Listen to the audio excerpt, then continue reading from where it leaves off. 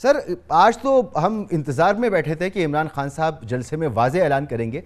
वाज़ेह ऐलान क्यों नहीं किया कि फ़लाँ तारीख को जाएंगे? हालांकि कल उन्होंने कहा था कि मैं तारीख आज बता दूंगा। ये देखिए वो इसकी वजह वाक़ई सर तारीख। क्या ये है कि चंद दिनों से बातचीत हो रही है, खबरें सुन रहे हैं कि अर्ली इलेक्शन के लिए कहीं फैसला हो रहा है और अर्ली इलेक्शन हो सकते हैं? देखिए बात यह है कि जो इस वक्त उन्होंने आज स्पीच की है उसमें 25 और 29 यानी जी। 4 दिन तो दे ही दिए हैं। इन 4 दिनों में 25 से लेकर 29 तक 5 दिनों में लॉन्ग मार्च होना है।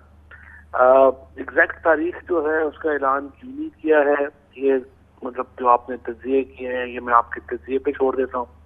और कर देना चाहिए या अगले 48 घंटे देने चाहिए, ये भी मैं आपके तज्जिए पे छोड़ देता हूँ।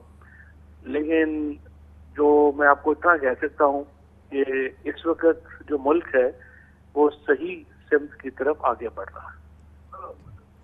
तो फिर हमारा तज्जिया दुरुस्त है कि हम तज्जिए से खबर की तरफ आते हैं, आपसे खबर लेते हैं कि ये तज्जिया दुरुस्त है कि अर्ली इलेक्शन की कहीं से कोई यकीन दहानी है, कोई ऐसा ऐसा इशारा है? देखिए मुल्क अर्ली इलेक्शंस की तरफ बढ़ रहा है, उसमें तो कोई शुबा ही नहीं है। हुकूमत अमली तौर के ऊपर सेंटर में और पंजाब में खत्म हो चुकी है। अब तो हमने सिर्फ कॉन्स्टिट्यूशनल कंक्लूजन देखना है, यानी हमने आईनी इख्तिताम देखना है कि वो तब होता है। और हमारा मानना ये है कि ये जल्द अज जल्द होना चाहिए। उसकी वजह यह है कि अगर आप इसको डिले करेंगे तो पाकिस्तान की जो मईशत है वो इसका बोझ इस वक्त नहीं ले पा रही।